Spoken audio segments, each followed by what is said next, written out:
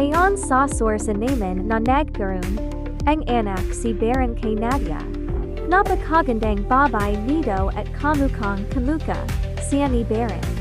Matindi kasi mga katsiga, kilalang kilala ko po kung sino ang ina ng itinuturing niyang anak ng kanyang sinasabing anak. Sagasa po ako, Jenny. Talagang sabi ko nga noon, nung panahon na yon, 2008, ang sabi ko sa mga kaibigan ko, anumang lihim ay hindi maaaring, hindi mabingan. Parang bagoong po ito na isisilig po natin sa botelya na gaano man po kahigpit ang ating pagtatakip, sisingaw at sisingaw ang amoy sa takdang panahon.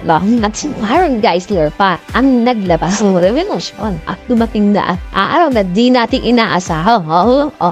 Akala natin kung lalo mamamatay na yun ang ganun lang. Kung lalo na yun sa rinazangbahan sa tagal na 16 na taon na po ang nakalilipas.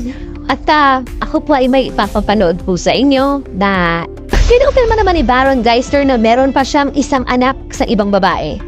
Kinuwento na yan sa vlog ni OG Diaz. Sabi nga ni Baron na meet na raw sila ng asawang si Jamie Evangelista, ang anak na babae na ito no, na hindi niya muna ipinakilala sa publiko. Balupot ng mga aktor na hindi niya makasama ang bata sa paglaki nito. Pero masaya na rin daw siyang lumaking bright at maayos na napalaki ng mama nito kanilang anak.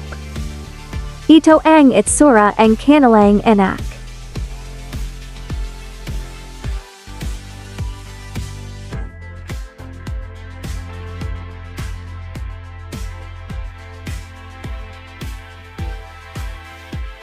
Kamuka Benito si Baron o si Nadia. For more chika, click the like and bell button for more videos.